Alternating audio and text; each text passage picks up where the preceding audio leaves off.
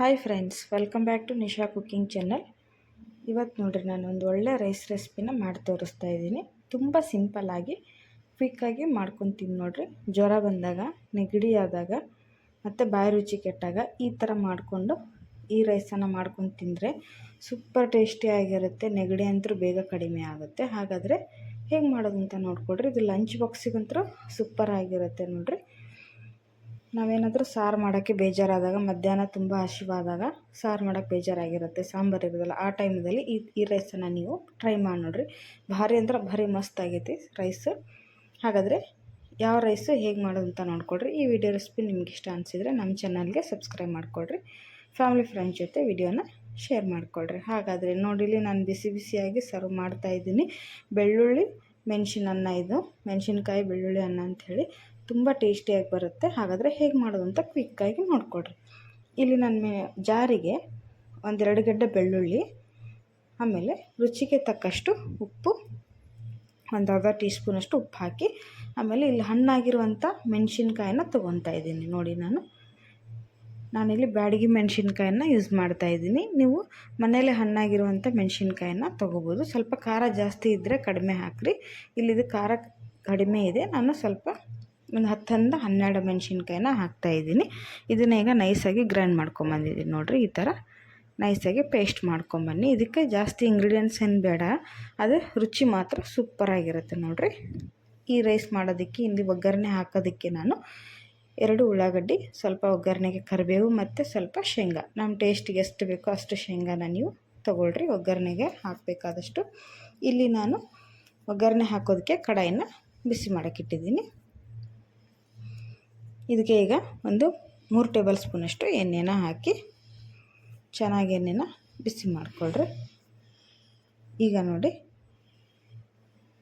ಎಣ್ಣೆ ಕಾದಿದೆ. ಇದಕ್ಕೆ ಒಂದು ಅರ್ಧ ಟೀ ಸ್ಪೂನಷ್ಟು ಸಾಸಿವೆನ ಹಾಕ್ತಾಯಿದ್ದೀನಿ ನಾನು. ಸಾಸಿವೆ ಚಟಪಟ ಅಂತ ಸಿಡಿಲಿ. ಇವಾಗ ಇದಕ್ಕೆ ಒಂದು ತೊಗೊಂಡಂಥ ಶೇಂಗಾ ಬೀಜನ ಹಾಕ್ತಾಯಿದ್ದೀನಿ. ನಿಮಗೆ ಎಷ್ಟು ಬೇಕೋ ಅಷ್ಟು ಶೇಂಗಾನ ನೀವು ಹಾಕ್ಬೋದು. ಯಾಕಂದರೆ ಶೇಂಗಾ ಹಾಕಿದ್ರೆ ಈ ರೈಸಿಗೆ ಸೂಪರ್ ಅಂದ್ರೆ ಸೂಪರ್ ಟೇಸ್ಟು, ಭಾಳ ಅಂದ್ರೆ ಭಾಳ ಚಲೋ ಶೇಂಗಾ ಟೇಸ್ಟ್ ಬರುತ್ತೆ ನೋಡಿರಿ. ಇದನ್ನು ಯಾಕಂದರೆ ಈ ಅನ್ನಕ್ಕೆ ಈ ಶೇಂಗಾನ ಶೇಂಗಾ ಮತ್ತು ನಾವೇನು ಅದು ಪೇಸ್ಟ್ ಮಾಡಿಕೊಂಡು ಖಾರದ ಪೇಸ್ಟು, ಅದೇ ಇದಕ್ಕೆ ಒಳ್ಳೆ ರುಚಿ ಕೊಡುವಂಥದ್ದು. ಶೇಂಗಾನ ಆದಷ್ಟು ಖಡಕ್ಕಾಗಿ ನೀವು ಫ್ರೈ ಮಾಡಿಕೊಡ್ರಿ. ಆಮೇಲೆ ಸ್ವಲ್ಪ ಅರ್ಧ ಸ್ಪೂನಷ್ಟು ಜೀರಿಗೆನ ಹಾಕಿದ್ದೀನಿ ನಾನು. ಹಾಕಿ ಲೋ ಫ್ಲೇಮ್ ಇಟ್ಕೊಂಡು ಚೆನ್ನಾಗಿ ಶೇಂಗಾನ ಕೆಂಪಿಗೆ ಫ್ರೈ ಮಾಡಿಕೊಡ್ರಿ. ಈಗ ನೋಡಿರಿ, ಚೆನ್ನಾಗಿ ಫ್ರೈ ಆಗಿದೆ ಶೇಂಗಾ. ಈಗ ಇದಕ್ಕೆ ನಾನು ಕರಿಬೇವು ಸೊಪ್ಪನ್ನು ಹಾಕ್ತಾಯಿದ್ದೀನಿ. ಆಮೇಲೆ ಹೆಚ್ಚಿಟ್ಕೊಂಡಂಥ ಉಳ್ಳಾಗಡ್ಡಿನ ಹಾಕ್ತಾಯಿದ್ದೀನಿ. ನೀವು ಜಾಸ್ತಿ ರೈಸ್ ಮಾಡೋರಿದ್ದರೆ ಜಾಸ್ತಿನ ಹಾಕ್ಕೋಬೋದು. ನೀವು ಎಷ್ಟು ರೈಸು ಮಾಡ್ತೀರೋ ಅದ್ರ ಕ್ವಾಂಟಿಟಿ ಮೇಲೆ ನೀವು ಉಳ್ಳಾಗಡ್ಡಿನ ತೊಗೊಂಡು ಜಾಸ್ತಿ ಒಗ್ಗರಣೆ ಹಾಕ್ಬೋದು. ಈಗ ಉಳ್ಳಾಗಡ್ಡಿನ ಚೆನ್ನಾಗಿ ಎಣ್ಣೆಯಲ್ಲಿ ಕೆಂಪಗಾಗೋವರೆಗೂ ಫ್ರೈ ಮಾಡಿರಿ. ಆವಾಗ ರೈಸ್ಗೆ ಒಳ್ಳೆ ಟೇಸ್ಟ್ ಬರುತ್ತೆ ನೋಡಿರಿ. ಹೀಗೆ 1 ನಿಮಿಷ ಲೋ ಫ್ಲೇಮಲ್ಲಿ ಚೆನ್ನಾಗಿ ಆಗೋವರೆಗೂ ಫ್ರೈ ಮಾಡಿಕೊಡ್ರಿ. ಈಗ ಇದಕ್ಕೆ ಚೆನ್ನಾಗಿ ಉಳ್ಳಾಗಡ್ಡಿ ಕೆಂಪಗಾಗಿದೆ. ಈಗ ನಾವು ಮೊದಲು ರುಬ್ಕೊಂಬಂದಂಥ ಖಾರದ ಪೇಸ್ಟನ್ನು ಹಾಕ್ತಾಯಿದ್ದೀನಿ.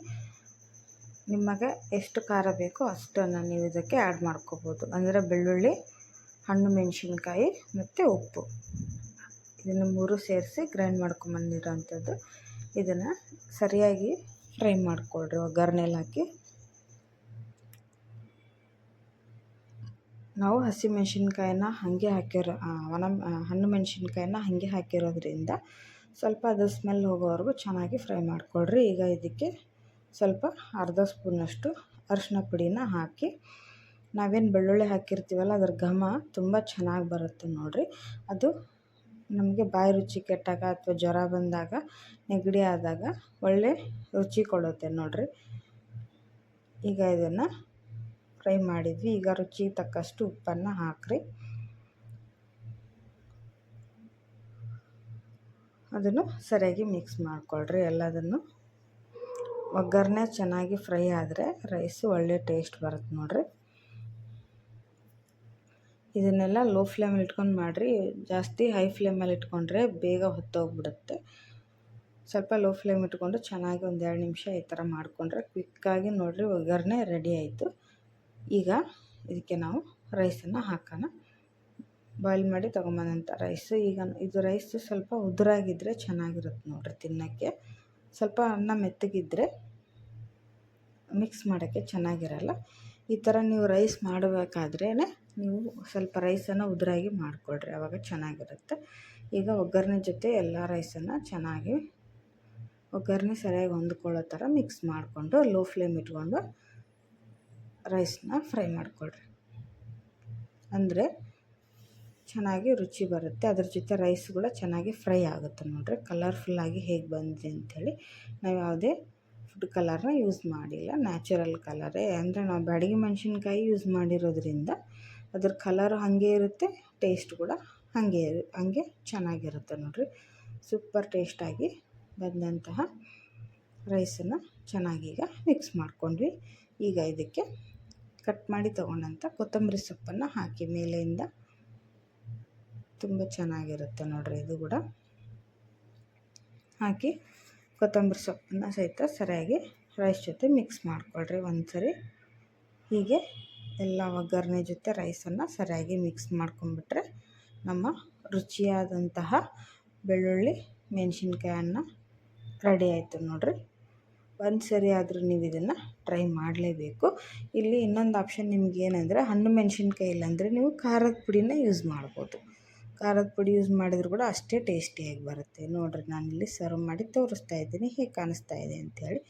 ತುಂಬ ರುಚಿಯಾಗಿರುವಂತಹ ಬೆಳ್ಳುಳ್ಳಿ ಮೆಣಸಿನ್ಕಾಯಿ ಅನ್ನ ರೆಡಿಯಾಗಿದೆ. ನೀವು ಒಂದು ಸರಿ ಇದನ್ನು ಕ್ವಿಕ್ಕಾಗಿ ಟ್ರೈ ಮಾಡಿ ನೋಡಿರಿ ಹೇಗೆ ಬಂತು ಅಂತ ತಿಳಿಸಿ.